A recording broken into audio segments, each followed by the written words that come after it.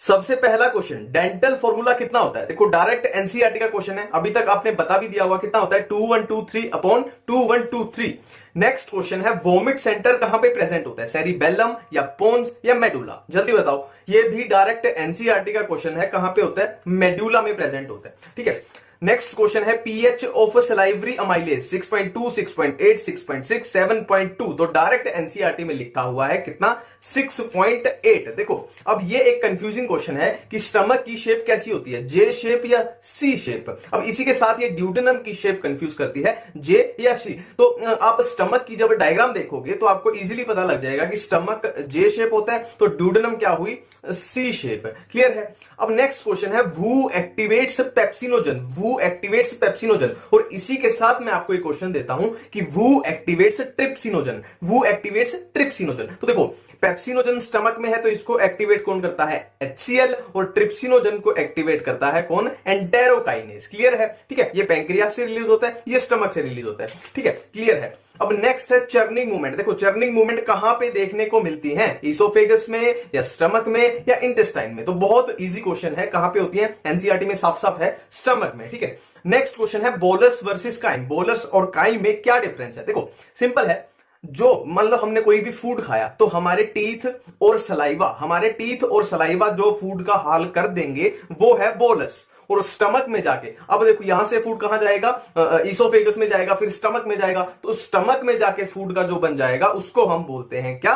Crime बोलते हैं। Next question है कि जो काइलोमाइक्रोन्स होते हैं वो नेचर में कैसे हैं? प्रोटीन है या फैट है या प्रोटीन प्लस फैट है? तो काइलोमाइक्रोन्स प्रोटीन प्लस फैट है, इनको लाइपो प्रोटीन भी बोल सकते हैं। लाइपो फैट के लिए और प्रोटीन ये। ठीक है, क्लियर है? अब नेक्स्ट देखो, जो न्यूक्लियेज एंजाइम है, न्यूक्लियेज वो कहां से रिलीज होता है? स्टमक, पैंक्रियाज या इंटेस्टाइन? तो बहुत आसान क्वेश्चन है, एनसीईआरटी का क्वेश्चन है, पैंक्रियाज। देखो ये एंजाइम की कंफ्यूजन से बचने के लिए एक डिस्क्रिप्शन में पीडीएफ डाल रहा हूं, उसको देख लेना। एंजाइम में कोई भी कंफ्यूजन नहीं होगी इस चैप्टर में। नेक्स्ट क्वेश्चन है, देखो इन चारों सेल के बारे में बताओ। Chief cell, peptic cell, oxyntic cell, parietal cell. Exam में जाके पक्का कंफ्यूज हो जाती है कि कौन सी थी। तो ऐसे है, देखो चीफ और पेप्टिक एक ही बात है, और ऑक्जेंटिक एंड पैराइटल दोनों एक ही बात है, इन्हीं के दो नाम है। क्लियर है? नेक्स्ट है cystic duct, hepatic duct, bile duct. कौन सी डक्ट कहां से आती है? देखो गॉल ब्लैडर से आएगी सिस्टिक डक्ट, गॉल ब्लैडर से आएगी सिस्टिक डक्ट, और हेपेटिक वर्ड यूज होता है लीवर के लिए, तो लीवर से आएगी हेपेटिक डक्ट, और दोनों मिलके जो डक्ट बना देंगे वो हो जाएगा बाइल डक्ट। क्लियर है? नेक्स्ट है वेट ऑफ लीवर, एनसीईआरटी में लिखा हुआ है। अब इन तीन ऑप्शन में से आपको बताना है, एनसीईआरटी में लिखा हुआ है, इसको इग्नोर नहीं कर सकते। 1.2 टू 1.5। नेक्स्ट क्वेश्चन है, सक्कस एंटेरिकस, ये पैंक्रियाटिक जूस होता है या इंटेस्टाइनल जूस होता है? देखो जहां पे एंटेरो वर्ड आ जाए ना, एंटेरो मतलब वो इंटेस्टाइन के लिए यूज हुआ है, तो सक्कस एंटेरिकस क्या होता है? इंटेस्टाइनल जूस होता है। नेक्स्ट है location of Brunner's gland, location of Brunner's gland सोच के बताओ।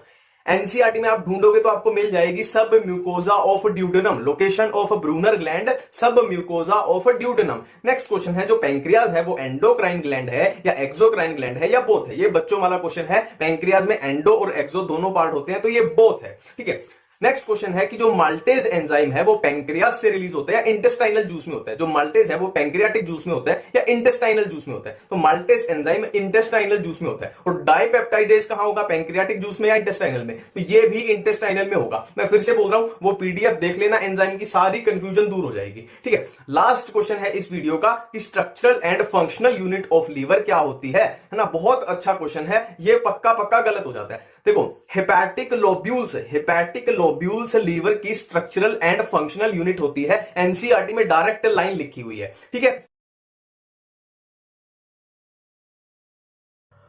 सबसे पहला question, common passage for food and air, larynx या फेरिंक्स? बिल्कुल सिंपल क्वेश्चन है, क्या आंसर होगा? फेरिंक्स। फेरिंक्स क्या होता है? Common passage for food and air. Next question, sound box किसको बोलते हैं? लैरिंक्स को या फेरिंक्स को? तो ये भी सिंपल क्वेश्चन है, किसको? लैरिंक्स को। ठीक है, अब नेक्स्ट एक एनसीईआरटी का बहुत अच्छा क्वेश्चन है कि जो ट्रेकिया होती है, trachea divides at the level of 5th cervical या 5th थोरेसिक या 7th थोरेसिक या 7th सर्वाइकल, मतलब कौन से लेवल पे जो ट्रेकिया है वो डिवाइड होती है? तो एनसीईआरटी में आप देख देख लेना, साफ साफ लिखा हुआ है फिफ्थ थोरेसिक वर्टिब्री के लेवल पे ट्रेकिया जो है वो डिवाइड होती है। नेक्स्ट क्वेश्चन है does all bronchioles supported by cartilaginous rings, yes या नो? तो एनसीईआरटी में साफ साफ लिखा हुआ है कि जो कार्टिलेजिनस रिंग्स होती है वो होती है अप टू इनिशियल ब्रोंकियोल्स, मतलब सारे ब्रोंकियोल्स में नहीं होगी, मतलब इसका आंसर होगा नो, नहीं नहीं, है ना, अप टू इनिशियल ब्रोंकियोल्स होती है ओनली, सारे ब्रोंकियोल्स में नहीं होती। नेक्स्ट है देखो, हीमोग्लोबिन ऑक्सीजन के साथ बाइंड कर लेगा तो उसको क्या बोल देंगे, देखो ऑक्सी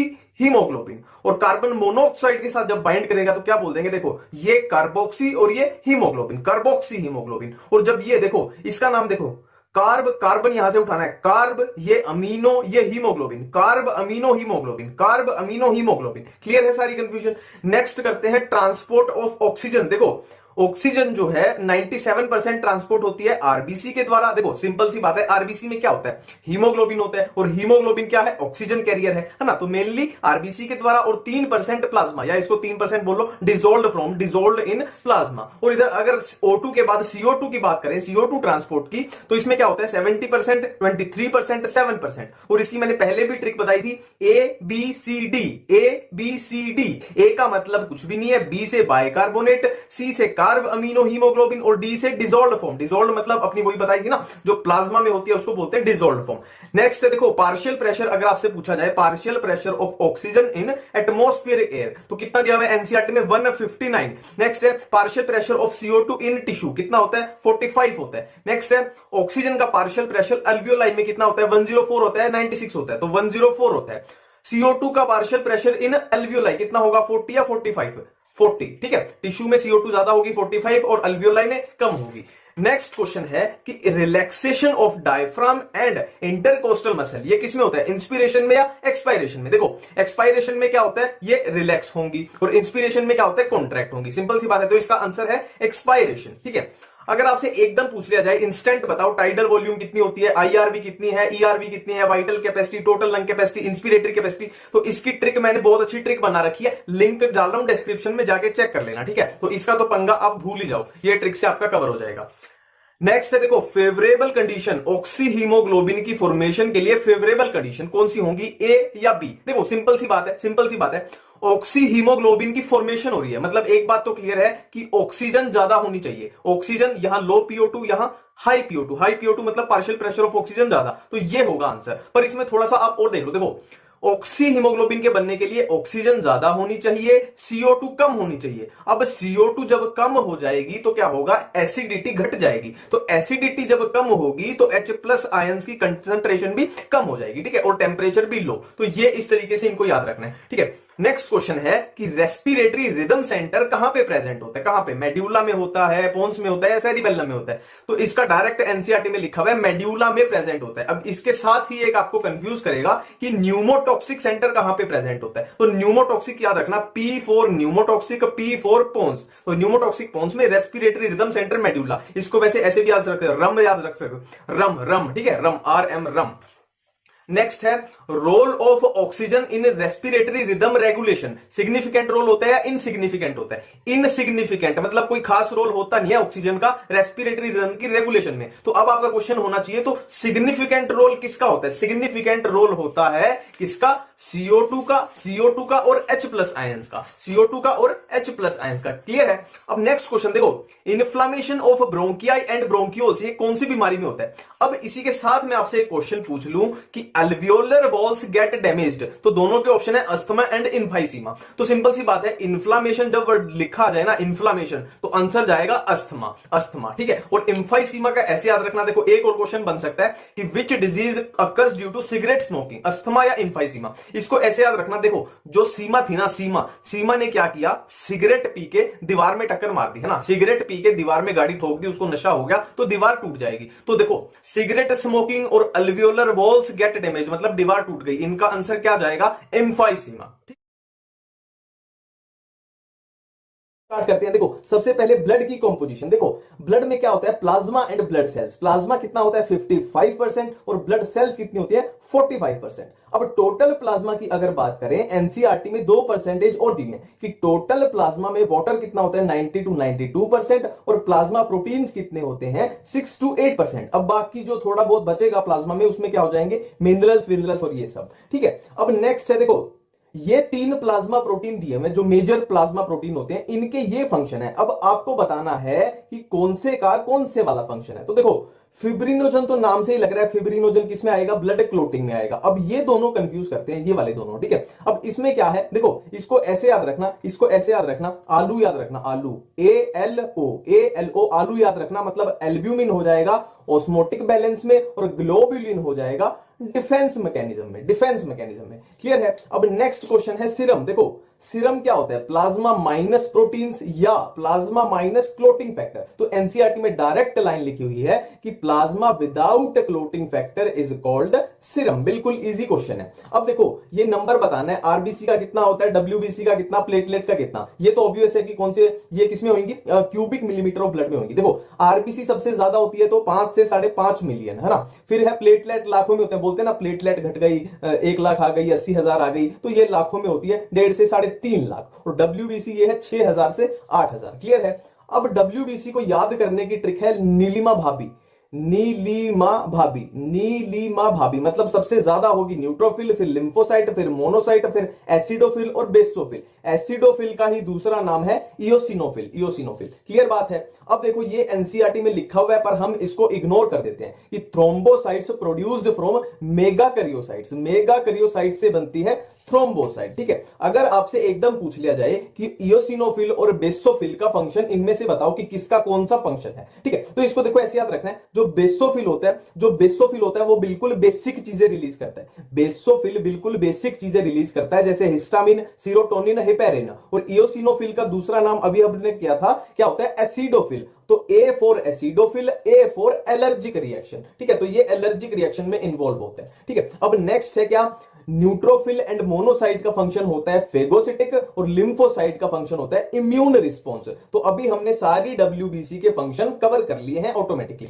ठीक है। नेक्स्ट है, अब देखो यूनिवर्सल, ये ब्लड ग्रुप की बात कर रहे हैं, यूनिवर्सल डोनर कौन सा होता है O नेगेटिव और यूनिवर्सल रेसिपिएंट कौन सा होता है AB positive, AB positive universal recipient, clear है। अब देखो which plays role in clotting, इनमें से बताना है सोडियम, कैल्शियम, पोटेशियम, फास्फोरस। तो एनसीईआरटी में आप देखोगे तो डायरेक्ट लाइन लिखी हुई है कि calcium plays role in clotting, ठीक है, क्लियर है। अब नेक्स्ट है देखो लिम्फ जो है, लिम्फ वो इंटरस्टिशियल फ्लूइड होता है या टिश्यू फ्लूइड होता है, इन दोनों में से आपको बताना है। अब कईयों ने तो एक ऑप्शन छाट भी लिया होगा, पर आप एनसीईआरटी पढ़ो, दोनों एक ही बात है।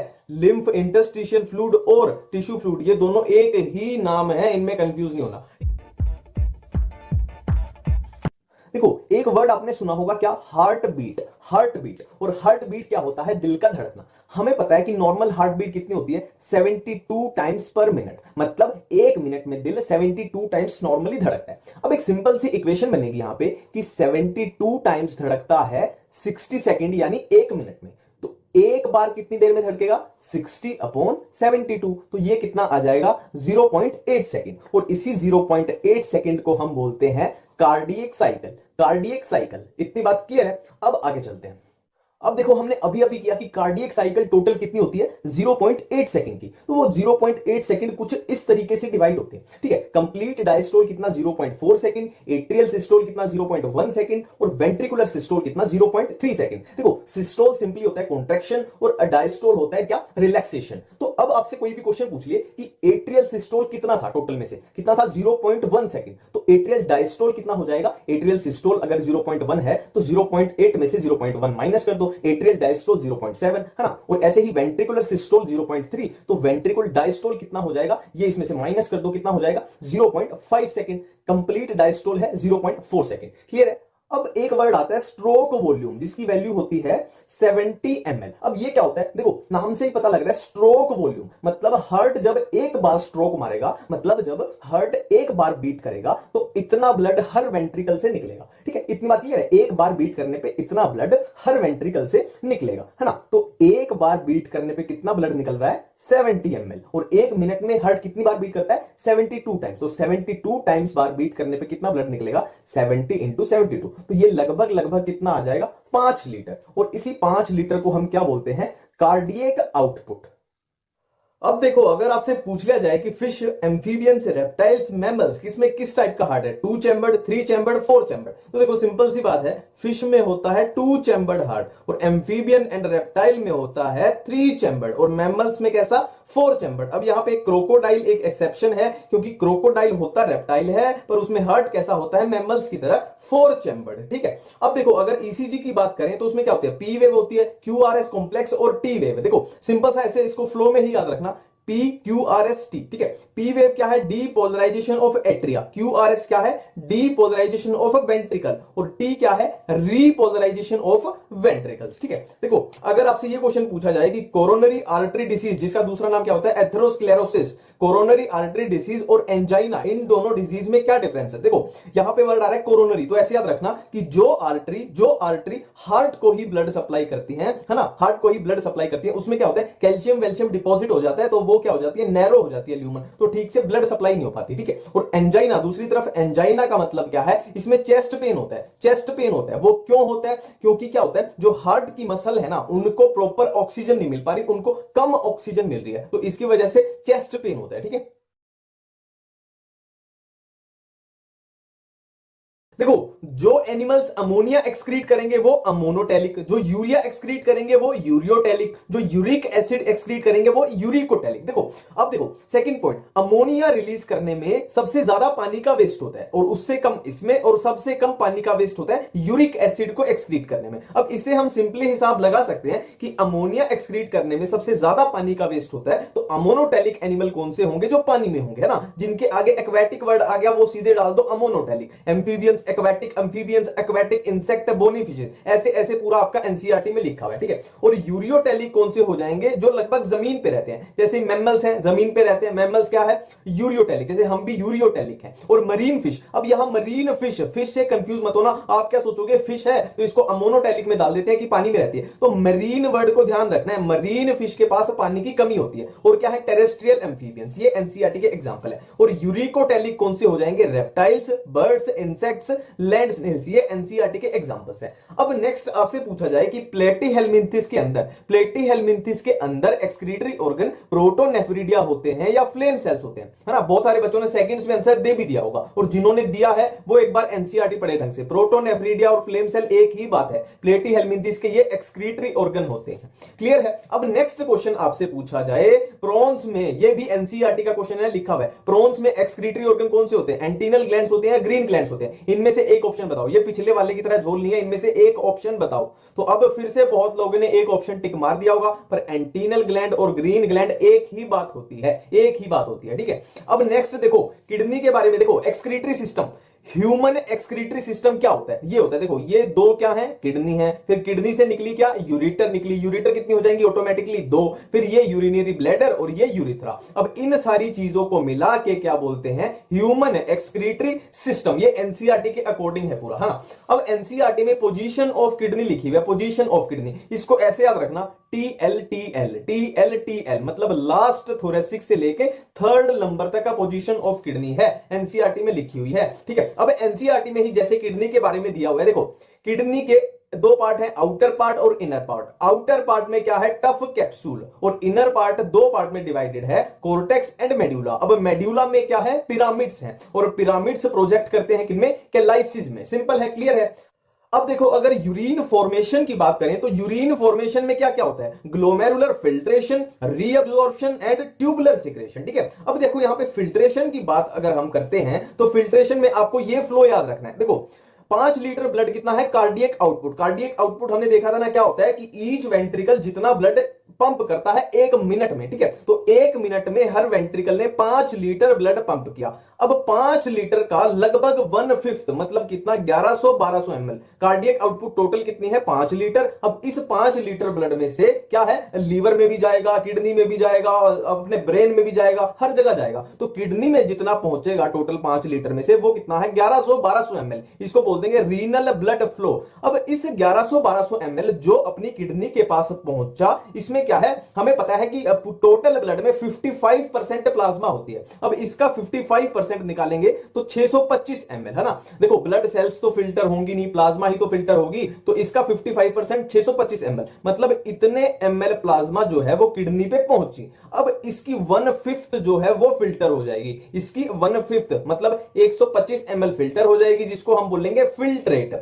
अगर हर मिनट देखो ये हर मिनट चल रहा है ना, अगर हर मिनट 125 ml फिल्ट्रेट बन रहा है तो पूरे दिन में यूरिन कितना बनेगा 180 लीटर यूरिन बनेगा पूरे दिन में। पर निकलता कितना है 1 से 1.5 लीटर, और उसका रीजन क्या है रीअब्जॉर्प्शन, ठीक है। देखो अब ये देखो रीअब्जॉर्प्शन की बात करें तो एक एनसीईआरटी की लाइन है 70-80% of electrolytes and water reabsorbed by PCT, DCT या लूप ऑफ हेनले। तो इसका आंसर सीधा सीधा है पीसीटी, ठीक है। अब एक बहुत अच्छा क्वेश्चन आता है conditional reabsorption of sodium ion and water, ये कौन करता है, ये करता है डीसीटी। इसको ऐसे याद रखना डी फॉर, यहां डी आ रहा है ना कंडीशनल में, इसको डी से मैच करा देना, कंडीशनल और डीसीटी, ठीक है। अब ट्यूबुलर सिक्रीशन की बात करें तो इसको सिंपली ऐसे याद रखना है, देखो पीसीटी, डीसीटी, सीडी मतलब कलेक्टिंग डक्ट, कहां पे किसका ट्यूबुलर सिक्रीशन होता है, बहुत सिंपल सी ट्रिक है, हरीश कुमार अमोनिया। और डीसीटी में भी क्या है हरीश कुमार अमोनिया। अब देखो यहां पे 3 लेटर थे, इसमें भी 3 थे, तो यहां भी 3 है, यहां भी 3 है। अब सीडी में सिर्फ 2 लेटर हैं तो अमोनिया कट जाएगा, सिर्फ हरीश कुमार रह जाएगा, 1 2 1 2 है ना, 3 से 3 2 से 2, क्लियर है। अब एक बहुत फेमस सिस्टम होता है रास सिस्टम। रास सिस्टम एक्टिवेट कब होता है जब जीएफआर लो हो जाता है, तो जीएफआर को बढ़ाने के लिए ये एक्टिवेट होता है। इसमें होता क्या, आप देखो पूरा फ्लो में चलेंगे, जक्स्टा ग्लोमेरुलर सेल्स रिलीज करती हैं रेनिन को। अब रेनिन क्या करेगा एंजियोटेंसिनोजन को एंजियोटेंसिनोजन 1 में कन्वर्ट करेगा, और एंजियोटेंसिनोजन 1 जो है वो कन्वर्ट हो जाएगा एंजियोटेंसिनोजन 2 में। अब एक क्वेश्चन यहां पे पूछा जा सकता है कि एंजियोटेंसिनोजन कौन रिलीज करता है, तो लीवर रिलीज करता है एंजियोटेंसिनोजन, है ना। अब एंजियोटेंसिनोजन 2 जो है वो क्या है एक वैसोकॉन्स्ट्रिक्टर है ना, वैसोकॉन्स्ट्रिक्टर है। तो वैसोकॉन्स्ट्रिक्शन की वजह से क्या होगा बीपी बढ़ जाएगा और जीएफआर भी बढ़ जाएगा, तो अल्टीमेटली हमें जीएफआर बढ़ाना था। अब देखो यूरिन एक एडल्ट ह्यूमन में कितना निकलता है 1 से 1.5 लीटर पर डे। अब एक और ऐसा ही डाटा का क्वेश्चन है कि average urea excreted per day कितना 25 से 30 ग्राम। अब एक और डाटा रिलेटेड क्वेश्चन है कि लंग्स रिमूव CO2 कितनी CO2 200 ml पर मिनट, ठीक है। अब एक लास्ट क्वेश्चन है इस वीडियो का, यूरीमिया क्या होता है, यूरीमिया होता है urea in blood, urea in blood को बोलते हैं यूरीमिया। मिलते हैं नेक्स्ट वीडियो में नए चैप्टर के साथ, थैंक यू। फर्स्ट क्वेश्चन देखो मसल 3 टाइप की कौन सी, skeletal muscle, visceral muscle, cardiac muscle. अब देखो अगर स्ट्राइशंस की बात करें तो स्केलेटल मसल में स्ट्राइशंस प्रेजेंट, विसरल में अब्सेंट और कार्डियक में प्रेजेंट। और ये बात करें देखो स्केलेटल मसल वॉलेंट्री होती है, विसरल मसल इनवॉलेंट्री और कार्डियक मसल भी इनवॉलेंट्री मसल होती है, ठीक है, क्लियर है। अब देखो नेक्स्ट ये है मसल, देखो ये पूरी है एक मसल। अब मसल के अंदर ये रेड कलर में क्या है मसल बंडल, और मसल बंडल के अंदर क्या है मसल फाइबर, क्लियर है। देखो एक मसल के अंदर बहुत सारे मसल बंडल और एक मसल बंडल के अंदर बहुत सारे मसल फाइबर, ठीक है, क्लियर है। अब देखो 2 क्वेश्चन लगातार दे रहा हूं मैं, मसल बंडल वर्सेस फेसिकल, इसमें डिफरेंस बताओ, तो इनमें कोई भी डिफरेंस नहीं होता, दोनों एक ही बात है। और दूसरी चीज मैं बोल रहा हूं देखो मसल फाइबर, ये था muscle fibre versus muscle cell में डिफरेंस बताओ, तो इनमें भी कोई भी डिफरेंस नहीं है, दोनों बिल्कुल सेम है। अब देखो ये एक सेल है, मसल फाइबर क्या है मसल सेल। अब सेल के अंदर क्या होता है, हम जब नॉर्मली सेल पढ़ते हैं तो सेल के अंदर क्या होता है साइटोप्लाज्म होता है, पर मसल के साइटोप्लाज्म को, मसल सेल के साइटोप्लाज्म को हम बोल देंगे सार्कोप्लाज्म। देखो मसल में हम पढ़ते हैं क्या सार्कोमियर, तो हर चीज के आगे सार्को लगा देना, हर चीज के आगे। प्लाज्मा मेम्ब्रेन को बोल देंगे सार्कोलेमा, एंडोप्लाज्मिक रेटिकुलम को बोल देंगे सार्कोप्लाज्मिक रेटिकुलम, क्लियर है। अब देखो ये कंफ्यूजन बिल्कुल दूर रखनी है। देखो लाइट बैंड को हम बोलते हैं आई बैंड, और आई क्या है इसमें आइसोट्रोपिक, आई फॉर आइसोट्रोपिक, और डार्क बैंड को हम बोलते हैं ए बैंड और ए फॉर एनआइसोट्रोपिक, क्लियर है, ठीक है। अब देखो ये देखते हैं एक्टिन कैसे बनता है। एक्टिन देखो, ये मोती है, ये मोती जमीन पे बिखरे पड़े हुए हैं जिसको हम बोल रहे हैं ग्लोबुलर एक्टिन। अब हमने क्या किया, इन मोतियों को एक धागे में डाल दिया तो क्या बन जाएगा, ग्लोबुलर एक्टिन से क्या बन जाएगा, फिलामेंटस एक्टिन। अब ऐसे ऐसे दो फिलामेंटस एक्टिन को आपस में लपेट दें, कोयल कर ले तो क्या बन जाएगा, एक्टिन। अब इस एक्टिन के ऊपर दो प्रोटीन और होते हैं, एक होता है ट्रोपोमायोसिन, एक होता है ट्रोपोनिन। ठीक है, अब एक्टिन के बाद बात करते हैं मायोसिन की। देखो मायोसिन किससे मिलकर बनता है, पॉलीमर है ये, किसका पॉलीमर है, मीरोमायोसिन का। अब मीरोमायोसिन में क्या होता है, हैवी मीरोमायोसिन और लाइट मीरोमायोसिन। ठीक है, मीरोमायोसिन में क्या क्या दो पार्ट होते हैं इसके, एक हैवी मीरोमायोसिन, एक लाइट मीरोमायोसिन। हैवी मीरोमायोसिन में दो चीजें होती हैं क्या, एक तो होता है हेड और दूसरा होता है शॉर्ट आर्म। अब हेड पे दो साइट होती है, एक एटीपी बाइंडिंग साइट और एक एक्टिन बाइंडिंग साइट। और लाइट मीरोमायोसिन में सिर्फ और सिर्फ क्या होगी, सिर्फ और सिर्फ होगी टेल। क्लियर है। देखो सार्कोमियर को ड्रॉ करने के लिए सबसे पहले सिर्फ एक्टिन ड्रॉ करते हैं, actin actin actin actin actin actin actin actin. ठीक है, अब इन एक्टिन को एक लाइन के थ्रू ज्वाइन कर देते हैं। अब इन एक्टिन को एक लाइन के थ्रू ज्वाइन कर देते हैं। अब देखो सेम इधर भी तो ये लाइन के उधर भी तो सेम होंगे, actin actin actin actin actin actin, और सेम एक्टिन को ऐसे एक लाइन जोड़ेगी और इधर भी सेम होगा, एक्टिन एक्टिन एक्टिन, है ना, और एक्टिन एक्टिन एक्टिन, और ये लाइन जोड़ेगी इन एक्टिन। क्लियर है। अब ये हमारे पास सिर्फ क्या है, एक्टिन तैयार है और एक्टिन को हमने जोड़ा है एक लाइन के थ्रू। ठीक है, अब जो ये लाइन है जिससे हमने एक्टिन को जोड़ा है इसको हम बोल रहे हैं जेड लाइन, इसको हम बोल रहे हैं जेड लाइन, जेड लाइन, और ये भी जेड लाइन। क्लियर है। अब क्या है, एक्टिन के बीच में हम बनाएंगे मायोसिन, एक्टिन के बीच में मायोसिन, एक्टिन के बीच में मायोसिन, एक्टिन के बीच में myosin, myosin myosin myosin. Clear है। अब देखो यहां हमारे पास क्या क्या बन गया है। सबसे पहली बात कि दो जेड लाइन के बीच में जो भी बना, दो जेड लाइन के बीच में जो भी बना उसको हम बोल रहे हैं एक सार्कोमियर। पहली बात क्लियर है, सार्कोमियर क्लियर है, क्या है, दो जेड लाइन के बीच। ठीक है, अब देखो हमारे पास क्या क्या बना। देखो सबसे पहले ये जो जोन बना, ये जोन बना, इसको हमने बोला एच जोन, इसको हमने बोला एच जोन। और ये पूरे मायोसिन को अगर ले लेते हैं, पूरे मायोसिन को ले लेते हैं, ये जो बना ये बनेगा ए बैंड, ये बनेगा ए बैंड, इधर भी सेम बनेगा, है ना। पूरे मायोसिन को अगर ले लें तो क्या बनेगा, ये बनेगा ए बैंड, और ये ए बैंड के बीच में जो बना, ए बैंड के बीच में ये बन गया क्या, आई बैंड, है ना। ये क्या बन जाएगा, ये बन जाएगा पूरा आई बैंड। ठीक है, अब यहां पे एक लाइन है, ये है मायोसिन। देखो ये ब्लू है हमारे पास मायोसिन, तो मायोसिन को बीच में से जो इंटरसेक्ट पूरा डाइसेक्ट करती है वो लाइन है M4 myosin, M4 M line. ठीक है, M4 myosin, M4 M line. Clear है। अब देखो अगर बात करें ड्यूरिंग कॉन्ट्रैक्शन, जब मसल कॉन्ट्रैक्शन होती है तो क्या शॉर्ट हो जाएगा, क्या बिल्कुल सेम रहेगा। देखो मां जो होती है, मां की फीलिंग हमेशा सेम रहती है। आप कुछ करो, आप फेल हो जाओ, पास हो जाओ, मां की फीलिंग हमेशा सेम रहती है। तो कॉन्ट्रैक्शन के दौरान जो मां है, मां मतलब मायोसिन, एक्टिन और ए बैंड, वो बिल्कुल सेम रहेंगे और सार्कोमियर और आई बैंड की लेंथ शॉर्ट हो जाएगी। क्लियर है। अब देखो आपसे पूछ लिया जाए ऑस्टियोपोरोसिस वर्सेस टिटैनी, अब आपको दो ऑप्शन दिए गए कि बताओ ऑस्टियोपोरोसिस में कैल्शियम कम हो रहा था या एस्ट्रोजन कम हो रहा था। सेम क्वेश्चन टिटैनी का है कि बताओ इनमें से क्या होगा, किसमें क्या जाएगा। अब देखो टिटैनी में हम पढ़ते हैं ना मसल की रैपिड स्पाज्म वाइल कॉन्ट्रैक्शन, तो मसल कॉन्ट्रैक्शन याद रखना टिटैनी के रिलेटेड। और मसल कॉन्ट्रैक्शन में हमने पढ़ा होता है, मसल कॉन्ट्रैक्शन में कैल्शियम का बहुत रोल होता है। तो टिटैनी किस वजह से होती है, कैल्शियम के कम होने की वजह से, और ऑस्टियोपोरोसिस किसकी वजह से, एस्ट्रोजन के कम होने की वजह से। ठीक है, अब एक और कंफ्यूजिंग क्वेश्चन आपसे पूछ लिया जाए कि बताओ मैस्थीनिया ग्रेविस वर्सेस मस्कुलर डिस्ट्रोफी, इन दोनों में से जेनेटिक डिसऑर्डर कौन सा है और ऑटो इम्यून कौन सा है। ये कंफ्यूज हो जाता है। देखो इसमें क्या याद रखना है, इसमें माई वर्ड को पकड़ना है। माई मतलब मेरा, जो मेरी वजह से हुई है ना, जो खुद मेरी वजह से हुई है। मेरी वजह से मतलब ऑटो, खुद मैंने किया है। ऑटो इम्यून डिसीज ये हो जाएगी, और मस्कुलर डिस्ट्रोफी क्या, जेनेटिक डिसऑर्डर। ठीक है,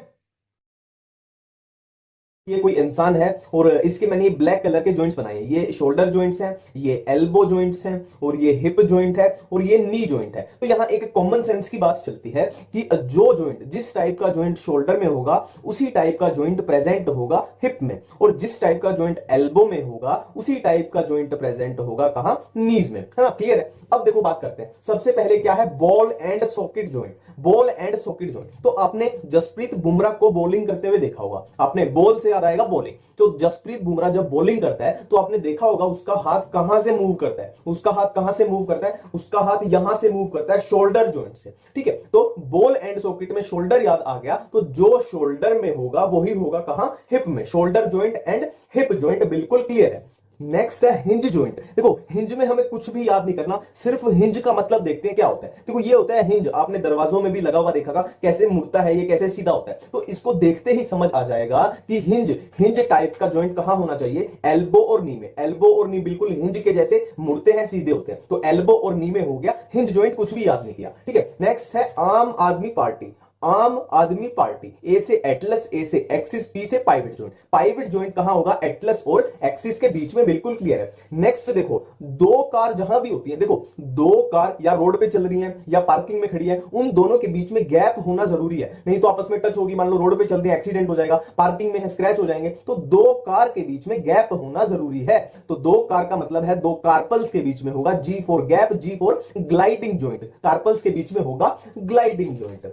अब लास्ट है सैडल जॉइंट। इसकी सिंपल सी ट्रिक है, सैड सीएम, सैड मतलब उदास, सीएम मतलब चीफ मिनिस्टर, चीफ मिनिस्टर जो है उदास है, सैड सीएम। तो सीएम अगर सैड है तो वो अपनी फीलिंग्स कैसे बताएगा, ऐसे थम्स डाउन करके, ऐसे थम्स डाउन करके। तो सैडल जॉइंट कहां होगा, C for carpal, M for metacarpal के बीच में। और कहां पे होता है ये, थम्स डाउन से याद आएगा, थंब के कार्पल मेटाकार्पल के बीच में होगा सैडल जॉइंट। ठीक है,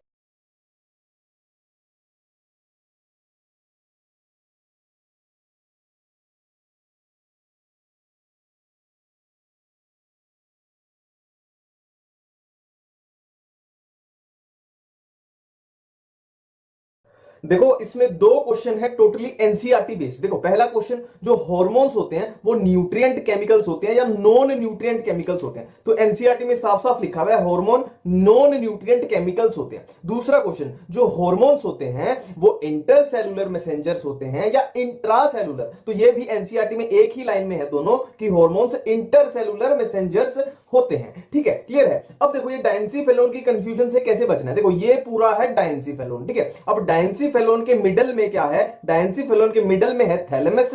थैलेमस से ऊपर का पार्ट, देखो एपी को बोलते हैं हम ऊपर और हाइपो को बोलते हैं नीचे। तो थैलेमस से ऊपर होगा एपीथैलेमस और थैलेमस के नीचे होगा हाइपो, मतलब नीचे हाइपोथैलेमस। और ये पूरा है डायंसीफेलोन। इस कंफ्यूजन से ऐसे बिल्कुल क्लियर रहना है, ठीक है। अब देखो एनसीईआरटी में जैसे जैसे लिखा हुआ है पूरा वैसे वैसे चार्ट है। देखो हाइपोथैलेमस के अंदर होती हैं न्यूरोसिक्रेटरी सेल, न्यूरोसिक्रेटरी सेल, यहां पे वाई गलती से भूल गया, न्यूरोसिक्रेटरी सेल। अब न्यूरोसिक्रेटरी सेल्स को हम क्या बोलते हैं, न्यूक्लियाई। न्यूरोसिक्रेटरी सेल्स को बोलते हैं न्यूक्लियाई। और न्यूक्लियाई क्या रिलीज करती हैं, हार्मोन्स। हार्मोन्स कौन से, हाइपोथैलेमिक हार्मोन। ये बात हो रही है हाइपोथैलेमिक हार्मोन्स की।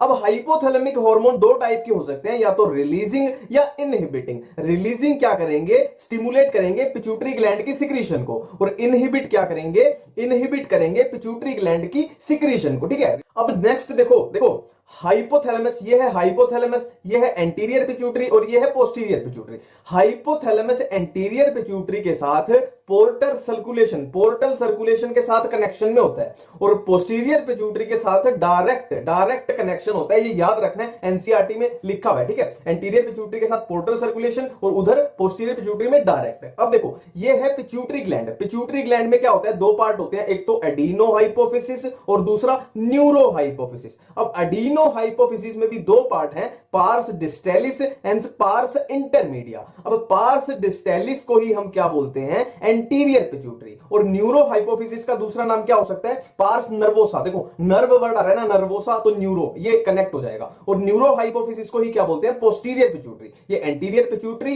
ये पोस्टीरियर पिट्यूटरी, क्लियर है। और एक लाइन एनसीईआरटी में लिखी हुई है कि ह्यूमंस में क्या है, ये दोनों लगभग आपस में मिल चुके हैं, ये दोनों लगभग आपस में मिल ही चुके हैं ह्यूमंस में, ठीक है। नेक्स्ट है देखो एंटीरियर पिट्यूटरी कौन से हार्मोन रिलीज करती है, growth hormone, prolactin, thyroid stimulating hormone, luteinizing hormone, adrenocorticotropic hormone, follicle stimulating hormone. ये है एंटीरियर पिट्यूटरी के हार्मोन। अब पार्स इंटरमीडिया कौन सा हार्मोन रिलीज करती है, मेलेनोसाइट स्टिमुलेटिंग हार्मोन, क्लियर है। अब पोस्टीरियर पिट्यूटरी की बात करें तो ये कौन से हार्मोन रिलीज करती है, देखो यहां पे बहुत बड़ी गलती हो सकती है। देखो ये जो हार्मोन होते हैं ऑक्सीटोसिन एंड वैसोप्रेसिन, ये हाइपोथैलेमस बनाता है, हाइपोथैलेमस इनको सिक्रीट करता है। जो पोस्टीरियर पिट्यूटरी होती है वो सिर्फ इनको स्टोर करती है और रिलीज करती है। बनाता कौन है, सिक्रीट कौन करता है, हाइपोथैलेमस। क्लियर बात है, ये याद रखनी है, एनसीईआरटी में लिखा हुआ है। नेक्स्ट है पीनियल ग्लैंड का इनमें से कौन सा फंक्शन है और कौन सा नहीं है। देख लो, देखो पीनियल ग्लैंड के साथ दिक्कत क्या होती है, हमें सिर्फ इसका एक ही फंक्शन याद रहता है, स्लीप वेक साइकिल।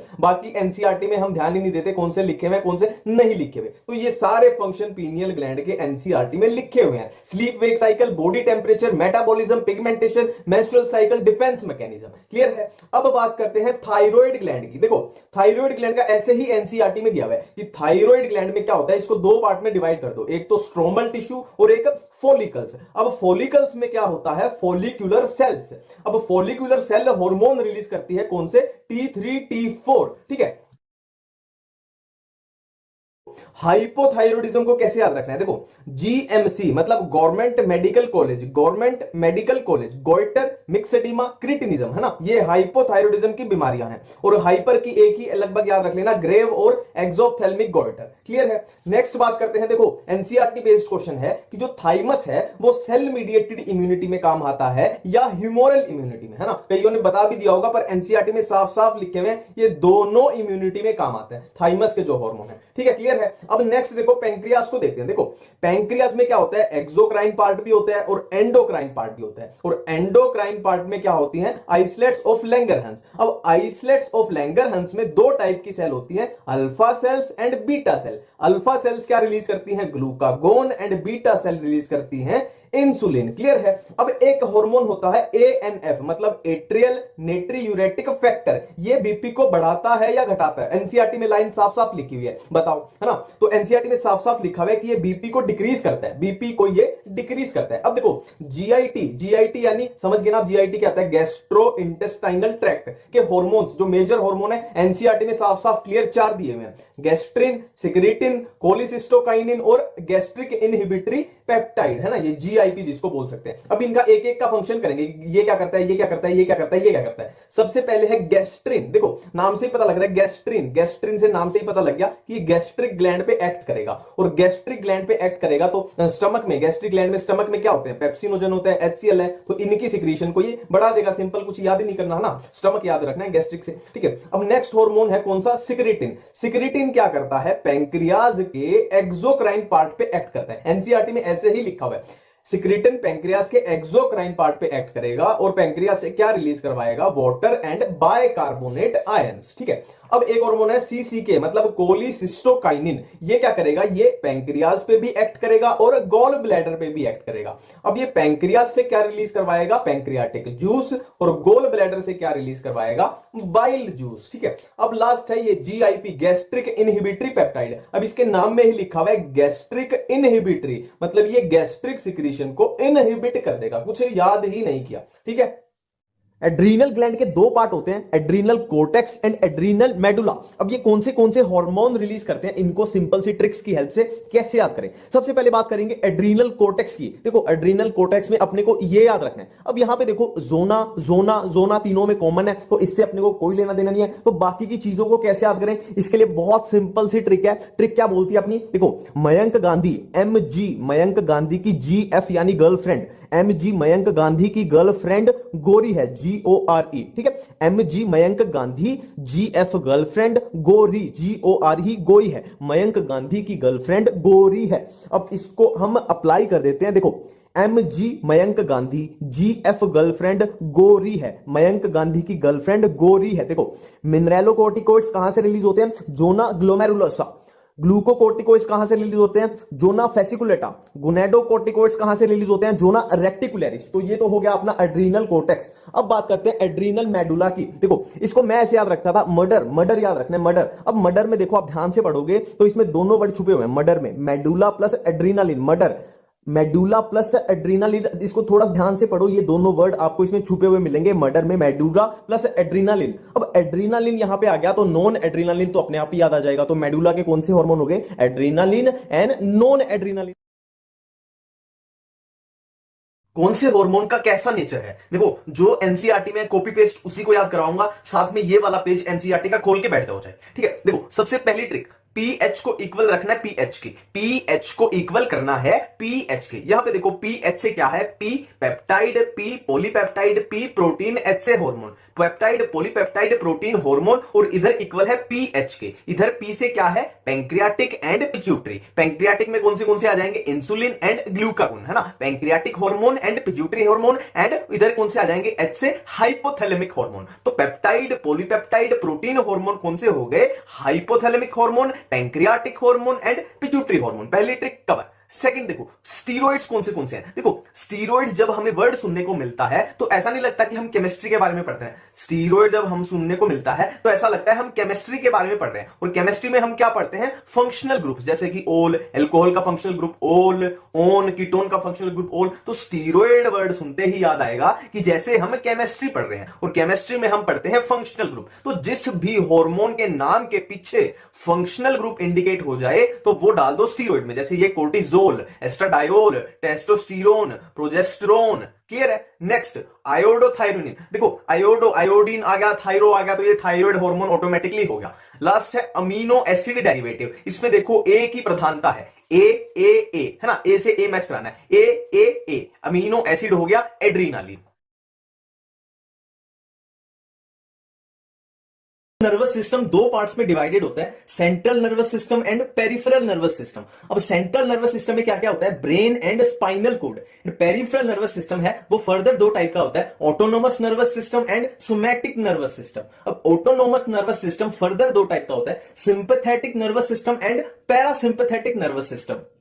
अब अगर ब्रेन की बात करें तो ब्रेन तीन पार्ट्स में डिवाइडेड होता है, fore brain, mid brain and hind brain. अब फोर ब्रेन में क्या क्या होता है, cerebrum, diencephalon and olfactory lobes. अब डाइंसिफेलोन के अंदर होते हैं क्या, एपिथैलेमस, थैलेमस एंड हाइपोथैलेमस। और मिड ब्रेन की बात करें तो उसमें क्या होगा, cerebral aqueduct and corpora quadrigemina. और हाइंड ब्रेन में क्या क्या होता है, पीसीएम, पीसीएम मतलब pons, cerebellum and medulla oblongata. देखो न्यूरॉन्स कितने टाइप के होते हैं, unipolar, bipolar and multipolar. Unipolar neuron कहां पे प्रेजेंट होंगे, एम्ब्रियोनिक स्टेज में, और बायपोलर कहां पे प्रेजेंट होंगे, रेटिना ऑफ आई में, और मल्टीपोलर सेरिब्रल कॉर्टेक्स। पूरा एनसीईआरटी है, ठीक है। नेक्स्ट है देखो नीजल्स ग्रेन्यूल्स जो होते हैं वो कहां पे प्रेजेंट होते हैं, सेल बॉडी में होते हैं, डेंड्राइट में होते हैं, एक्सोन में होते हैं। तो एनसीईआरटी में साफ साफ लिखा हुआ है नीजल ग्रेन्यूल प्रेजेंट होंगे कहां पे, सेल बॉडी में, ठीक है। देखो एक ये नेक्स्ट, ये हमेशा कंफ्यूजन रहती है अपने को कि माइलिनेटेड एक्सोन और नॉन माइलिनेटेड एक्सोन, किसमें श्वॉन सेल होती है किसमें नहीं होती, माइलिन शीथ किसमें होती है किसमें नहीं होती। तो इनका सिंपली नाम देखो, देखो माइलिनेटेड और नॉन माइलिनेटेड,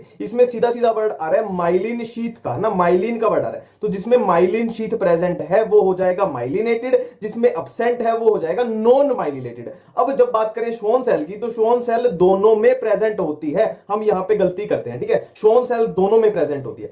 नेक्स्ट है देखो टेस्ट वर्सेस स्मेल। अब टेस्ट के कौन से रिसेप्टर हैं, ओल्फैक्टरी हैं या गस्टेटरी हैं, और स्मेल के कौन से हैं। देखो सिंपली इसको ऐसे याद रखना, स्मेल, स्मेल का हमेशा ऐसे याद रखो, देखो फैक्ट्री, फैक्ट्रियों से क्या आती है, स्मेल आती है, बहुत पोल्यूशन होता है ना तो स्मेल आती है। तो ओल्फैक्टरी कौन से होते हैं, स्मेल के। और टेस्ट के देखो इसमें गस्टेटरी वर्ड कहां से आया, गैस्ट्रो, गैस्ट्रो वर्ड किसके लिए होता है, स्टमक के लिए। तो गैस्ट्रो स्टमक के लिए मतलब पेट से रिलेटेड है, तो टेस्ट है ना खाने से रिलेटेड है, डाइजेस्टिव सिस्टम से रिलेटेड है।